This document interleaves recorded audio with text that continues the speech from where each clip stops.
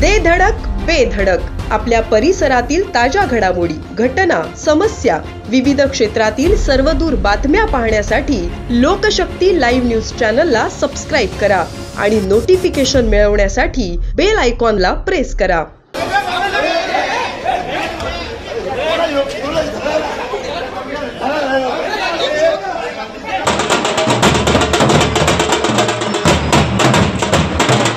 विधान भवनातील हाणामारी प्रकरणात अटकेत असलेल्या आमदार गोपीचंद पडळकर यांचा कट्टर समर्थक ऋषिकेश टकले याची अखेर जामिनावर सुटका झाली आहे। ऋषिकेश टकले यांच्या जामिनानंतर त्यांच्या समर्थकांनी आनंद व्यक्त केलाय। टकले यांच्या सुटकेनंतर कळंबोली परिसरात त्यांच्या समर्थकांनी मोठ्या उत्साहात मिरवणूक काढली।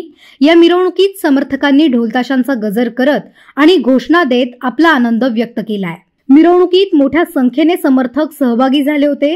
कळंबोलीतील मिरवणुकीमुळे या घटनेने पुन्हा एकदा लक्ष वेधून घेतले आहे।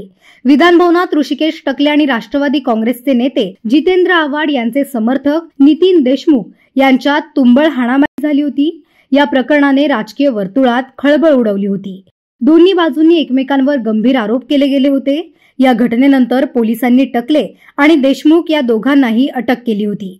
कायदेशीर प्रक्रियेनंतर आणि न्यायालयीन सुनावणीनंतर ऋषिकेश टकले आणि नितीन देशमुख यांना जामीन मंजूर झालाय। या प्रकरणामुळे राजकीय वातावरण तापले आहे।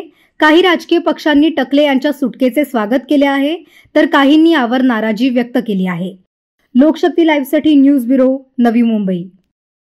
अशाच सच्चाई दर्शवणाऱ्या बातम्या पाहण्यासाठी लोकशक्ती लाईव्ह न्यूज चॅनलला लाईक करा, शेअर करा आणि सबस्क्राईब करा।